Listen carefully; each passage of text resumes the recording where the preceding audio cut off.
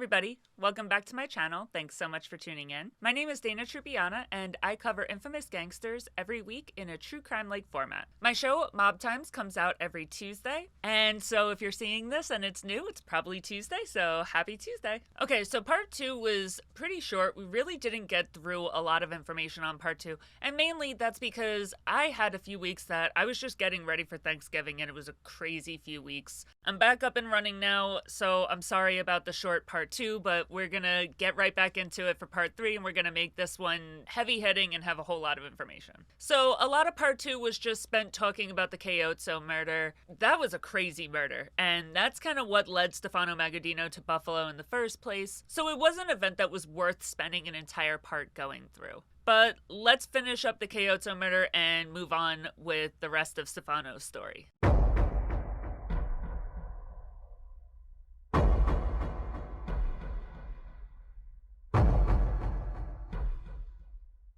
So we talked about how, according to Bartolo Fontana, the good killers approached him, threatened to kill him, and said, "You're gonna kill your best friend Camillo 𝐂𝐀𝐏𝐄 because he took part in the murder of Stefano Magaddino's brother over in Italy." So Bartolo Fontana goes ahead, he carries out the murder of his best friend Camillo 𝐂𝐀𝐏𝐄, and then he has now convinced himself not only that the good killers are going to come after him and kill him to kind of tie up loose ends and so that nobody will have to worry about him ratting. But on top of that, he's also convinced himself that he is now being haunted by the ghost of his best friend. And everywhere he goes, the ghost of Camillo 𝐂𝐀𝐏𝐄 is following him around, and the ghost has a little shotgun with him just like he had when he died duck hunting. So this boy is not having a good time. So now he goes to the police precinct. This is the same police precinct that Joe Petrosino built, but obviously by now he is long dead. He goes to the police precinct, he tells them, "Hey, I'm a murderer, I killed somebody, and I have a lot to tell you," and they're pretty much like, we really don't have time for this. Could you come back tomorrow? And he's like, I'm telling you some crazy shit right now. You can't send me, no, we just don't have time for this. We have someone else for that murder right now, so we'll talk to you later. But they give him a hotel room, and they give him an armed guard so that he doesn't get killed overnight. They bring him back in the next day, and together with Bartolo Fontana, the police precinct, they set up a sting operation on Stefano Magaddino. The whole plan was that they were going to get Stefano Magaddino to come to Grand Central to give Bartolo Fontana some money to start a new life. We talked about how I used to be pissed off that Stefano Magaddino kind of like handed him a very low amount of money and told him like, have a nice life, but that is not what it seems. If you're interested in that story, go check out part 2. But this thing works. Fontana gets the money from Stefano Magaddino, and the police close in and they arrest Stefano Magaddino, and then Bartolo Fontana gives them 5 more names, so altogether 6 men are arrested in connection to the Good Killers gang, which again, at that time, they went by the Bonventre gang. We know them now as the Good Killers gang, but back then they went by the Bonventre gang in homage to an old relative that had died, been killed, and cremated in his own bakery oven, which is what Bartolo Fontana was convinced they were planning to do to him. And we're all caught up. Again, there really wasn't a lot of substance to part 2. It was kind of shitty. It was short, quick, put together. I had Thanksgiving, guys, okay? I'm really sorry. I'm also dealing with, I just had to like upgrade. I was looking to switch my camera, and instead of switching my camera, I plugged my camera back in because the 2 cameras that I got, yeah, they were expensive and nice and blah, blah, blah, but my camera far exceeds either one of those cameras. But when I plugged it back in, it was like on the highest setting of recording, and I just decided to go with it. So we're chopping up, and things are a little different. I don't know if you guys can notice in the picture, but things are a little different. So I'm trying to put together the pieces here, okay? You gotta just kind of roll with me here a little bit. Okay, so Stefano Magaddino has just been arrested. 5 other men have just been arrested, and it is front page newspaper worthy that the Good Killer gang has been arrested, and there's like 50 cold case murders that Bartolo Fontana has just put on the Good Killers, and now police believe that they have closure to all these cases that they never had any clues on. Weirdly enough, Joseph Bonanno and Gaspar Milazzo were not named in the 6 men that were arrested in the Good Killers gang, which is super weird because those are 2 very famous and very big names in the Good Killers gang. I don't know why they weren't named, but they weren't. Okay, so now we're going to talk about probably one of the biggest messages that I've tried to get through to you guys probably since the day I started recording videos. And it's why you should never trust the police. I know that sounds horrible, okay? I'm not a criminal. I have zero criminal record. I've gotten like 2 speeding tickets in my entire life. However, I was, let's say, raised in this life. And I was raised from a very young age being taught that the police are not your friends. You don't go to them. You don't talk to them. There's always somebody that can do more for you than a police officer. And I'm about to tell you why. So let's talk about what happened here. So what happened? Bartolo Fontana killed his best friend 𝐂𝐇𝐀𝐏𝐄𝐏. He went to the police and said, please, please help. They sent him away and said, come back tomorrow. He came back tomorrow. He worked together with the police to get the good killers. He helped them capture Stefano Magaddino right there on the spot. And then he gave them the names of 5 additional gangsters and pretty much handed them the closure of a whole bunch of cold cases that they had no leads on. So what came of it? Now, this trial has to be carried out in New Jersey because that is where 𝐂𝐇𝐀𝐏𝐄𝐎 was killed. Bartolo Fontana took 𝐂𝐂𝐾𝐏𝐿 and they went to New Jersey. They went to this farm. They went duck hunting. And that's where 𝐂𝐂𝐾𝐏𝐿 was killed. So obviously, the case has to be tried in the place that the crime was carried out, which is New Jersey. New Jersey prosecutors decided not to pursue any charges in the 𝐂𝐂𝐾𝐏𝐿 murder against Magaddino or any of the gangsters that were named in the Good Killers gang. All charges against Stefano Magaddino were dropped, despite the New York police officer's testimony that linked Stefano Magaddino and the rest of the Good Killers gang to a string of cold cases that they were convinced they were able to solve by putting them on the good killers. So New Jersey prosecutors said, yeah, I get that. I get what you're saying. I'm hearing you. I just don't really believe you. And they decided not to pursue any charges against any of these guys. And you want to know the craziest part about all of this? One person was charged and went to jail for the murder of 𝐂𝐂𝐾𝐏𝐿, and that was Bartolo Fontana. And that's because Bartolo Fontana is the only person that trusted the police. And this, ladies and gentlemen, is a true testament to why I have told you since the day I started making videos, do not call the cops, do not trust the cops, do not go to the cops. The cops are not your friends. They are the enemy. They're not there to help. They're never going to make a situation better. They're never going to make anything better for you. They're not going to protect you. They're out to get you. You don't matter to them. You're just a little notch to them. And if you end up in jail for the rest of your life, it matters zero to those cops. They don't protect. They don't serve. They detain. They punish. And they do a lot of things, but help is not one of them.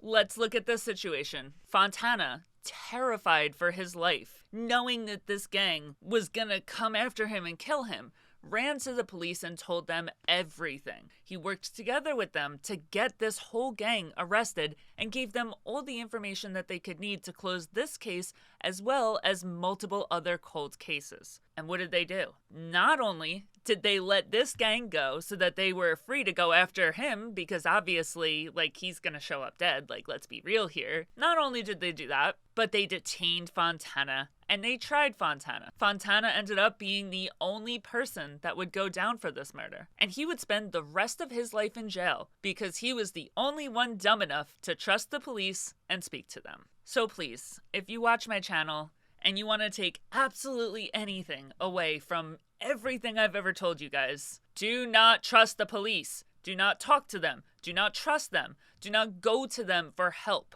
If the police ever force you to trust them, shut your mouth. Shut it. Get a lawyer. Your lawyer can talk for you. There is nothing that you can say that's going to help your case. Zero. There's a reason that when police arrest people, they say everything you say can and will be used against you in the court of law. So, again, I care about you guys, okay? You know, you want to do what you want to do. You want to go do stupid shit and then go to jail for it. Go ahead.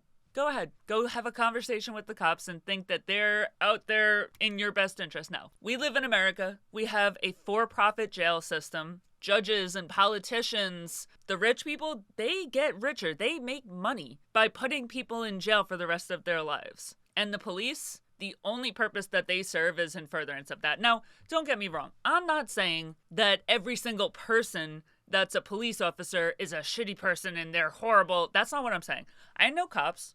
Believe it or not, I actually love the NYPD. I know a lot of NYPD cops that I've had run-ins with. I've had interactions with them, and they've been very good people. But the police system as a whole is what I'm talking about. I'm not talking about individual cops. If you see a cop on the street, that cop is probably not a piece of shit, honestly. They're probably a good person. They're probably just doing their job, trying to feed their kids and be a good person. What I'm saying is that the police system is set up against you.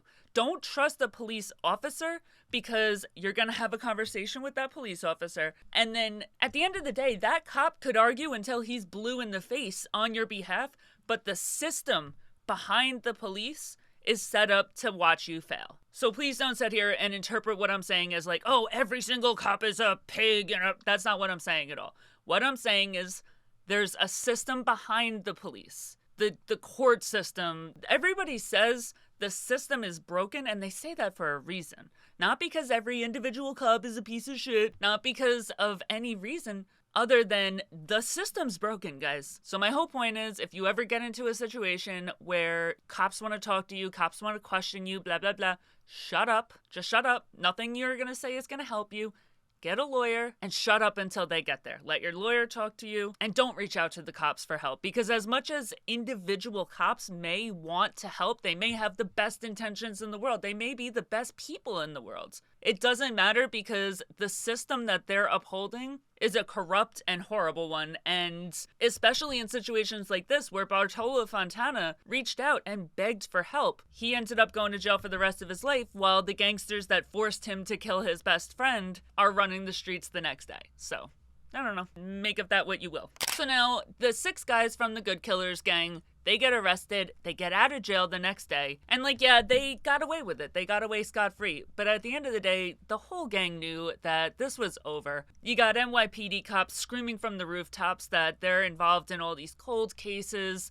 This was way too close of a call. They weren't found not guilty. The police just decided not to press charges, but that doesn't mean that they can't come back and press charges later. They can be rearrested. They can have these charges pressed against them again whenever the cops feel like it. So the entire crew knows just how bad this is. They know that if they have to walk past these cops every day, it's just going to keep digging it in deeper and deeper, and it's going to lead these cops to just go harder and harder against them. They have to disperse. They have to dissuade these cops from continuing to attack them. And they did. They all went their separate ways. Stefano Magaddino fled to upstate New York, where he was trying to send Bartolo Fontana. He would spend the rest of his life upstate, and he would end up building the Buffalo crime family into an empire. Gaspar Milazzo, another big leader in the Good Killers gang, would end up going to Detroit, and Vito Bonventre ended up staying in New York. Bonventre would join the Nicolo Schiro gang and would become one of the first casualties of the Castellammarese War. Now, since Magaddino and Milazzo both fled New York and went on to lead very successful lives and careers in the Mafia, the dudes that stayed in New York in the Castellammarese War, they really didn't fare very well.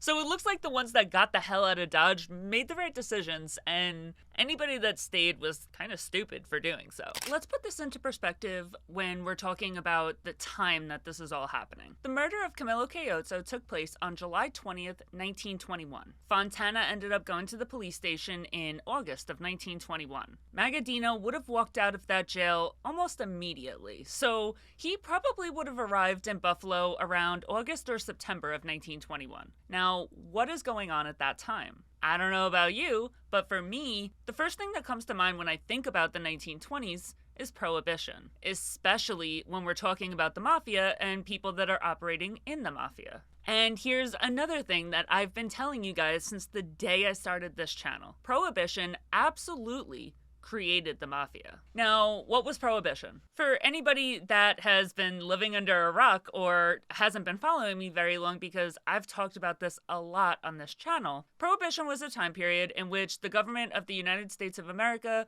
made the possession, import, sale, and distribution of alcohol illegal by amending the literal Constitution, making it the 18th Amendment. Now, the reason that I said that that was something that helped create the mafia was because, well, gangsters will be gangsters. And when you make something illegal that's such an integral part of people and society and the people's lives that they've built before this law was put in place, they're not going to just stop doing that thing. They're just going to do it illegally. The mafia thrived during this time because they were not scared to break the law. They weren't scared to possess, sell, import, and distribute alcohol. Now, since they were some of the only people with zero fear of breaking the law, getting arrested, going to jail, they didn't really have that concern where normal, average, everyday Americans did. The mafia was able to profit hugely off of these prohibition laws, and it helped build the base for the mafia that we know and love today. So when did Prohibition happen? The law that started Prohibition was ratified on January 16th, 1919,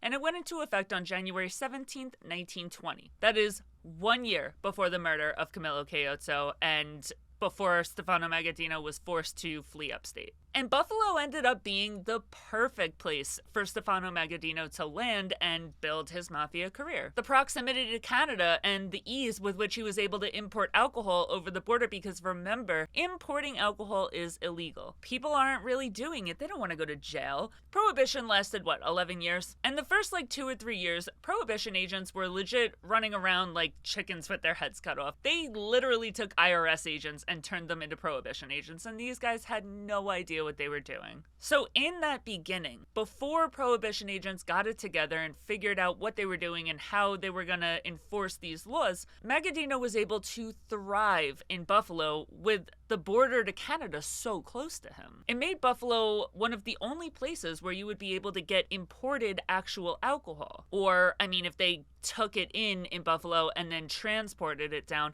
But Buffalo was one of the only places that you were able to smuggle it in. Obviously, you would have the Mexican border as well, and you have the whole north of the United States line. But Buffalo is going to be a huge hub for getting it in from Canada. And when I say actual alcohol, there was 2 different kinds of alcohol that you could get during Prohibition. You could either get alcohol that was smuggled in, that was made from these big companies and these big distilleries, Grey Goose, stuff like that. I'm sure that Grey Goose, I don't know if they existed back then, but if they did, that kind of company, you're going to get legit alcohol. And that would be smuggled in from Canada, because just because America made alcohol illegal doesn't mean that the rest of the world did. Nobody else did, just us. So Buffalo would be one of the only places that you could do that you could get the actual alcohol smuggled in. Whereas if you were further from the border and it would be harder to transport anything to you, let's say if you're in Middle America, it would be harder to transport any real alcohol to you, so you're probably going to end up drinking the illegally distilled alcohol that people are making in their bathroom tubs. While the alcohol that was distilled in some tenement apartment was disgusting and tasted like garbage, people still drank it because it gave them the effect that they wanted. They wanted to get drunk. They got drunk from it. Did it suck? Yes. Moonshine, that's something that was huge around the time because it was easy for actual people to make, rather than having to go through going to a different country and smuggling it in or having contacts in that other country. It's just something that a lot of regular everyday Americans weren't doing because they didn't want to go to jail. Remember, in part 1, we talked a lot about how Stefano Magaddino was born into this shit, okay? This boy was 2 years old, learning how to walk, being taught the morals and the ground rules of the mafia. He was always going to be a gangster. That's it, point blank. He was never not going to be in the mafia. So for him to end up in Buffalo right around the time that Prohibition is just starting to cement itself, it's just starting to become clear to the American citizen that this is not just some one-off. This is not going to just go away. This is real. And people are starting to look into how to illegally get their hands on alcohol. And this is the perfect time for Stefano Magaddino, who has a lifetime of training in the mafia, to land in Buffalo, which is one of the easiest places to get smuggled alcohol in through the border. At the same time, there's another significant thing that's happening at this time. Giuseppe DiCarlo was a gangster that was the leader of the Buffalo Mafia, and he had been since 1908. But he was sick. He died on July 11th, 1922, and he was the boss for 13 years. and he ended up dying of natural causes, which is really rare to hear and really amazing. But if Giuseppe DiCarlo died of natural causes, that means that by the time that Magaddino ended up getting to Buffalo, it was probably clear that DiCarlo's health was rapidly declining. So this was a really good time for him to land there. There is a change in leadership. He's not just slithering his way into an already existing family. They're already having to make personnel changes. They're already having to make leadership changes. And it's the perfect time for Magaddino to show his face there. Now, almost as soon as Magaddino got settled upstate, he started a pretty successful business. He started a funeral business in Niagara Falls. And that's how he ended up with the nickname of The Undertaker, Stefano "The Undertaker" Magaddino. His funeral business, named the Magaddino Memorial Chapel, was a huge source of legitimate revenue. And it would be one of the huge reasons that Magaddino really didn't get pestered too much with, tax issues. People weren't wondering why he was able to make so much money, why he was able to buy nice things, because he was making so much money with this legitimate business in the funeral home that if he went out and bought a car with cash, nobody was questioning it. Nobody was saying, how is he going out? He doesn't have a job. How is he going out and buying a Benz? It was fine. Now, Magaddino actually ended up getting appointed as Giuseppe DiCarlo's successor after he actually died in the summer of 1922. And that is super dope for Magaddino, considering he only had to spend a year in Buffalo before he's being appointed as the boss of this family.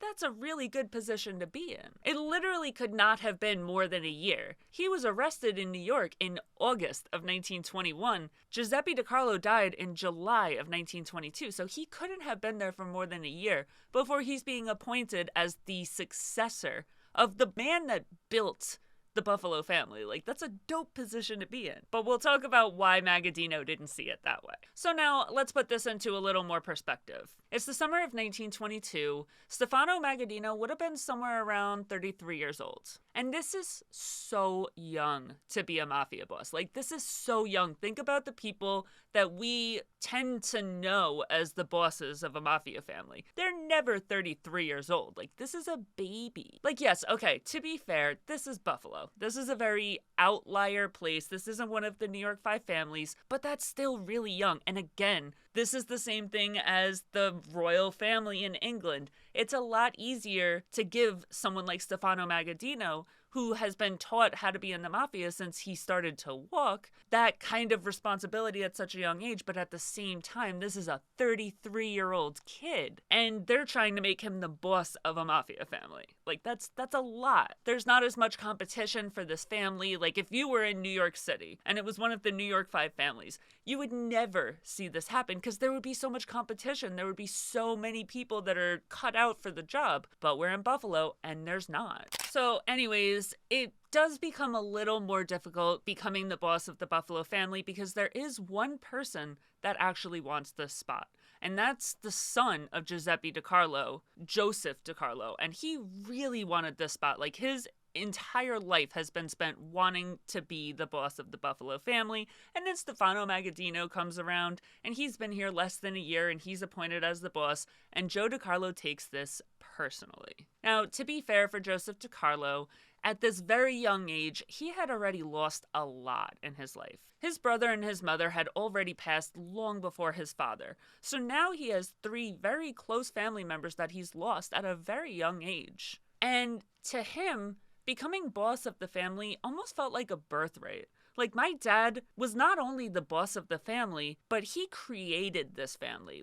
Have some goddamn respect, put some respect on my father's name, and give me that position. But I don't think Giuseppe DiCarlo, his father, really had that in mind for him. All the leaders of the Buffalo Mafia had a conclave. They met, they talked about it, and they disagreed with Joseph DiCarlo, thinking that this was his birthright. They came to a decision that Joseph was just very young and immature, and he wasn't ready to take this spot for himself. Joseph DiCarlo Jr. was born on November 8th, 1899. So he's around the same age, probably 10 years younger than Stefano Magaddino. So Magaddino really doesn't have that many years on him. Magaddino was born in 1891. DiCarlo was born in 1899. He's only got 8 years on him. But that is a lot of years at that kind of age. Like, Magaddino would have been 33. I completely lied. Magaddino would have been around 31 years old at this time. So Magaddino is around 31 years old. Joseph DiCarlo probably would have been somewhere around 23 years old. So even though there's only about 8 or 9 years that Magaddino has on DiCarlo, that difference is going to show a lot in maturity at that age. The difference between 31 years old and 23 years old is very, very different. It's just that age, like you haven't grown all the way. 33, even 31 is very young, especially for such an important position. Like leading a mafia family, it's a very, very, very important position that comes with a lot of responsibility, and I can't see any situation in which a 23-year-old kid is cut out for that. Honestly, I can't see any situation in which a 31-year-old kid is cut out for that, but definitely not 23. Like, I look at 23-year-olds and I'm just like, you are an infant. Like, you're a child. You're not ready to freaking run a mafia family. You're not even ready to have your own family. Like, that is young. Can it happen? Is there people that are built for that and are responsible and ready for it? Absolutely. I don't think Joseph DiCarlo was one of those people, though. But again, to be fair, he has lost a lot, and typically when you lose a lot and you grieve a lot, you tend to grow up a lot in those times. So like, he lost his mom, he lost his brother, he lost his dad. I would imagine that would have a huge effect on how fast he would mature. But I would also imagine that he's gonna have I mean, personally, I know, like, when my own mother died, I went off the rails. Like, I wasn't ready to be the boss of my household. Like, I lost my mind. So did I come out of that a few years later having matured a lot? Absolutely. But right after it happened, would I have been ready for something that important? Absolutely not. Like, no way in hell. And you gotta think, like, yes, this is the 1920s. People are a lot more mature, a lot older. I mean, people didn't live as long. They had to mature a lot faster. But I don't think it's that different. I don't think a 23-year-old kid, even someone that had been raised since he was a baby to be in the mafia, I don't think Stefano would have been ready for it. I don't think Joseph would have been ready for it. It's just a very bad situation. You got two children duking it out for this position right now. So now, as I said, we've got two children duking it out for this top spot, and obviously that's going to lead to some pretty sour feelings on either side. Especially from DiCarlo, who feels like this is his birthright. They're taking away his birthright, and the leaders of the Buffalo family are telling him, like, you're too immature, you're too much of a child, you can't have this job. He's gonna have some sour feelings, not only against the entire leadership of the Buffalo family, but also especially Magaddino, who ends up getting that spot at a young age as well. He also has a decent amount of followers that also believe that this is his birthright. He's the one that should be in this top spot. And they also feel like he was slighted by not being given the boss of the family position. So while we're here, let's talk a little bit about Joseph DiCarlo. And we'll also talk a little bit about his father, because I feel like I really didn't go into him enough the first time around when I recorded this video. Giuseppe DiCarlo, or Joseph DiCarlo Sr., became the boss of the Buffalo crime family when he literally formed the family. It didn't exist until he came around and made it. Think about that. Joseph DiCarlo is the Giuseppe Morello of Buffalo. He died in 1922 of natural causes, but it's clear that his reign was going to last until the day he died. So he's legit mafia royalty, and everybody in the area around him knows it. Joseph DiCarlo, the senior and junior, they have the same kind of issue that Magaddino has, or I have the same issue with them as I have with Magaddino. There's virtually no information out there.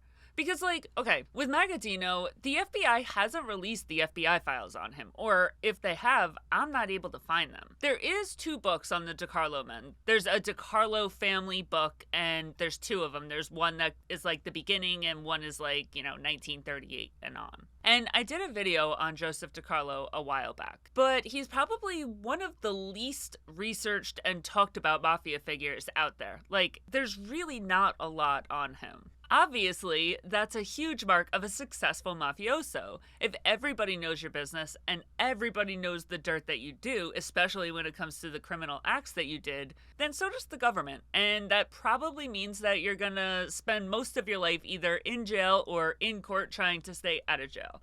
So it's a really good thing when nobody knows anything about you, but it's a really bad thing when someone like me comes around that is interested and wants to talk about them, but there's no information out there. If the public doesn't know a lot about you, it means that the government probably doesn't as well. And you can create a mafia family that is going to stay strong until this day, 2024. And if you die of natural causes, you probably die in your bed. Probably never really do any serious time. And I'm sure that a lot of mafiosi would take that, being able to live a free life and die of natural causes in your bed, over being well known and having a legacy that people will talk about all those years later. Like, I think most mafia members would choose the quiet, I don't want to go to jail life over the loud and proud, everyone knows who I am and everyone can talk about what I did, but I spent the last 20 years of my life in a jail cell rotting away in solitary confinement. I get it. Like, I would choose the live free as well, but it's just hard for someone like me because he's interesting and I want to talk about him, but I just don't know a lot about him. But at the same time, I mean, who knows?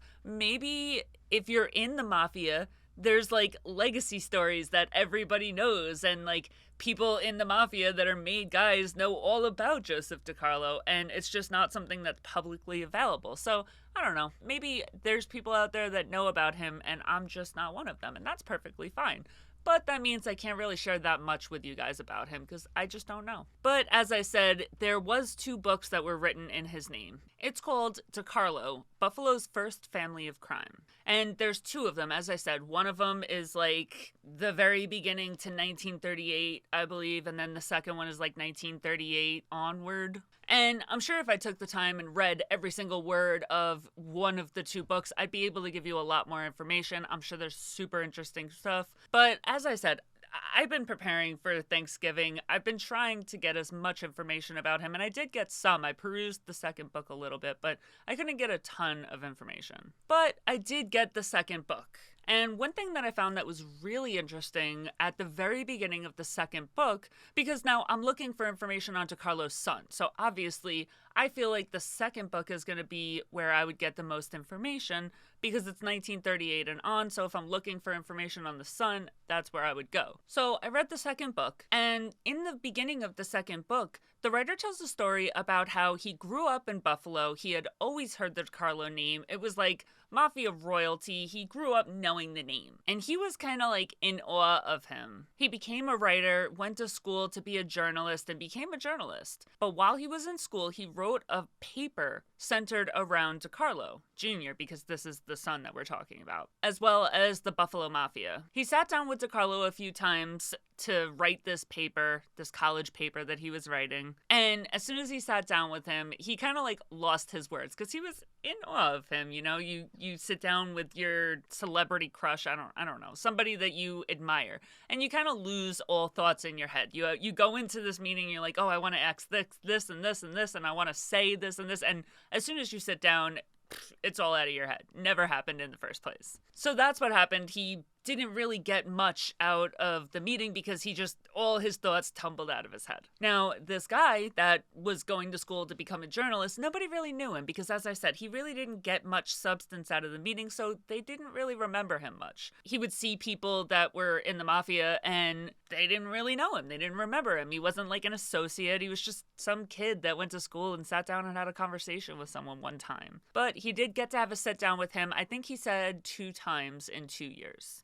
Now, he gets out of school, he becomes a journalist. I think somewhere like 6 years go by. And a hit takes place, a mob hit takes place. And it was somebody completely unrelated to DiCarlo. Like, wasn't somebody that he had ever sat down with. I don't know if this guy was even in the paper that he wrote. But it's 6 years later, and the FBI pulls up at this journalist's house. And they start asking him questions. They ask him about the murder, they ask him about the hit, and they ask him about his involvement. And he's like, what are you talking about? I don't know anything. Like, I have nothing to do with these people. And the FBI informs him that his college paper that he had wrote 6 years earlier was in the pocket of the guy that was murdered when he died. That sparks this guy's interest and makes him go back into looking into the Buffalo Mafia again. And he ends up putting a Freedom of Information Act request for DiCarlo's FBI paperwork, which he gets. And I guess he doesn't share it with the world because I can't find DiCarlo's FBI paperwork. It's not publicly available. I wish he had uploaded it onto the internet. But he reads the FBI paperwork and lo and behold, there's his college essay. And I do have to say, that's one of the scariest things for me that I find about making these videos. I'm absolutely terrified of, like, running into some top-ranking mafia guy that, like, threatens me or recognizes me from making videos and I mentioned him or something like that. Like, it's a real fear of mine. Like, to be fair, my name means something. Like, people wouldn't just come at me, especially because I'm not on here, like, dissing anybody. I've never gotten on here and talked shit about anybody, even dead guys. I mean, I hate Vito Genovese, but, like, I don't talk shit about people, so it's very, very unlikely that anybody would ever come up and, like, threaten me or something. And the fact that people in the mafia would know my name and where it comes from, like, it does make it different than, you know, if it was the guy next door making videos that had absolutely nothing to do with it. But at the same time, I don't know. It is something I've always been scared of. Like, I always tread lightly. I always do my best to not ever, like, rub up against active members in my videos. Because, like, okay, so first of all, I do not want that smoke, okay? And second of all, I don't ever want anybody to feel bad because of what I said. Because, like, honestly, to be 100% honest, I'm more scared of an awkward interaction than a violent one. Like, I would way rather somebody walk up and, like, threaten me than to confront me and to be like, you hurt my feelings. Like that, nope, I don't like that. And it's the dumbest thing ever, okay? I understand that, but it just is what it is. Like, I'm a people pleaser. I don't like people telling me that I negatively impacted their life. Like, I'll fight all day long. Like, I'll throw hands, all day when I feel like I'm under attack. But if somebody came up to me and said, like, I saw your video and it hurt my feelings, I would cry. Like, that's my worst nightmare. Like, whatever, guys. I told you, I have mental issues, okay?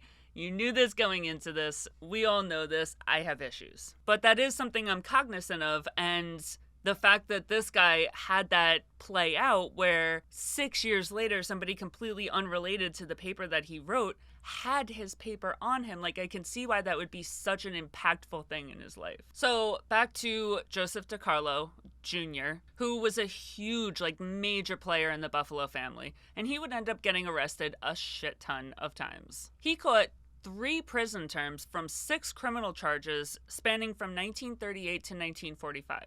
And if you think about it, that's a very short period of time for 3 separate guilty verdicts and 3 separate either not guilty or hung jury, whatever led to those convictions not happening. But imagine 1938 to 1945, that's 7 years. Like, that's not a lot of time to get 3 different prison sentences. That's wild. And from a lot of the stuff that I've read from DiCarlo Jr., again, I haven't read the entire book. I've just kind of skimmed it, grabbed a few things here and there.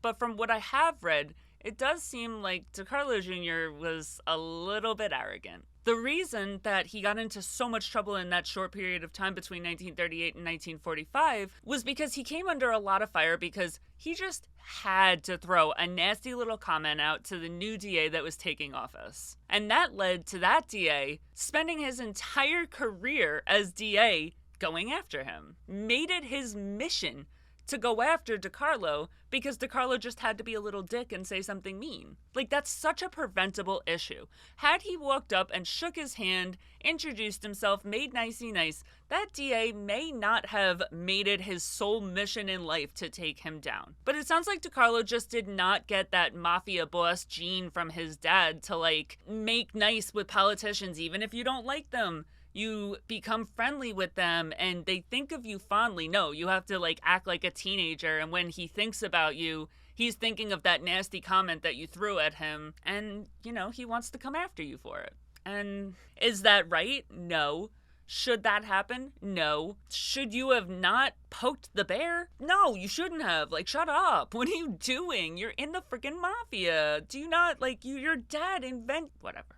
He caught a charge in 1938 for running cigarette vending machines. And it was that arrogance that got him again. Apparently, he got on the phone with the owner of another cigarette vending machine, and that owner had his cigarette vending machine moved. And when that guy fought back, DiCarlo pretty much told him, like, I'll beat your ass or I'll kill you. And if your friends snitch, I'll beat their asses and kill them too. And the thing that cemented that this competitor was gonna go and rat, well, it was when DiCarlo said, after this thing is all through, you will find out that Joe DiCarlo is still running this city. And it's probably that juvenile arrogance that led the bosses of the Buffalo family to just be like, you're not ready for this. You're too immature. You're not ready, and we're not giving you the position of boss of the family. But DiCarlo decided he was gonna act like he had it anyway, and it would be his downfall. Now, as much as DiCarlo coveted this spot and he really wanted to be the boss of the family, as I said, he caught a lot of charges between 38 and 45. He caught 6 charges, 3 guilties. So the fact that he wasn't actually officially leading the family and that it was actually Magaddino that had that official spot would probably work out for the best for him and the family as a whole. So now let's hop back over to Magaddino. Now, the following year, after he was appointed as the successor to Giuseppe DiCarlo, he brought his brother Antonio from Castellammarese del Golfo, and he brought him to Buffalo to run the family alongside him. Now, the fact that he was young was a huge reason. I mean, you got to imagine it has to be part of the reason why Magaddino really wanted no part of taking the role as boss of the family. Like, they appointed it to him, but he did not want it. He was scared. Like, a 31-year-old kid? Like, yeah, okay, as I said, he's a lot more suited to this role than any other 31-year-old out there. He was born into the life, he was taught it from a young age, we get that. But even so, this is a 31-year-old kid, and he doesn't feel ready to take the role on himself. Now, as Magaddino established this base for the Mafia in Buffalo and kind of cemented it and moved into Western New York and moved into Niagara Falls, Antonio rose to the position of a trusted advisor. So, I mean, obviously, if you're in the Mafia and your brother is running it, you're probably going to get a higher position than Joe Schmo down the street. Now, under DiCarlo, the Castellammarese mafiosi Angelo Palmieri and Filippo Mazzara would oversee the operations because Magaddino was not one that was scared to outsource responsibility. He was perfectly fine delegating. As I said, he didn't want this position as boss of the family. So he was very, very, very good with delegating. Okay, cool. You're going to force me to take this responsibility on. I'm going to delegate responsibility as much as I can. And he did. So thank God he had people like his brother Antonio and guys like Angelo Palmieri and Filippo Mazzaro that would be there and be able to take some of that responsibility on and make life easier for Magaddino. Only 2 years after he got to Buffalo in 1924, Magaddino had become a naturalized U.S. citizen. Now, Magaddino, he settled in Buffalo as the region kind of like searched for a successor because they said to Magaddino, okay, you're going to take this role on because we really just don't have anybody better to do it. But Magaddino was fighting it tooth and nail. I don't want to be the boss. Give it to someone else. I don't want this. So they pretty much said like, okay, take the role, lead the family. We'll figure someone else out in the meantime, but you need to take this role because we need an acting boss. So he was kind of looking at it like, this isn't a permanent position. Fine, I'll take it. I'll make sure that the family runs smoothly, but you need to find someone else to do it because I don't want to do it. Honestly, Magaddino, he wanted to be like underboss, consigliere, something like that. He didn't feel ready to take on the role of boss of the family. He knew how important and significant that role was, and he didn't want to take it on. He had already had a taste of leadership in the Good Killers gang. And honestly, he looked at it like, I could do without it. I don't need extreme power. I don't need all the money that comes with being the boss. Like, I don't need all of that. And he especially did not need the headache that came along with the title of being boss. He just didn't need or want it. It's said that he took on the title at this point, that he took on the title of boss of the family, he took control of the family, but I really think that he just took that title on to appease the older guys and get a little more power behind his name, but he is not acting like a mafia boss at this time. He's not acting crazy, he's not doing anything bad, he's just delegating a lot because he doesn't want all this responsibility. Now, Magaddino's relationship with Joseph DiCarlo Jr., the son of Giuseppe DiCarlo, it's civil, but it's strained. It's, you could feel the tension in the air, but there's no beef. There's no words exchanged, but they don't like each other. Okay, so I feel like we got a little more substance in this one. I'm gonna end this video now, but at least I feel like we got a little more information in here than we got in part 2. I wasn't exactly proud of part 2. I wasn't really able to jam that much information into that one, but we got some more into this one and I feel better about it. Thanks so much for watching. I really hope you guys enjoyed, and please don't forget to tune in next week for part 4 of Stefano Magaddino. Please don't forget to like, share, subscribe, comment, follow, do all the things, and I'll see you next week. Bye!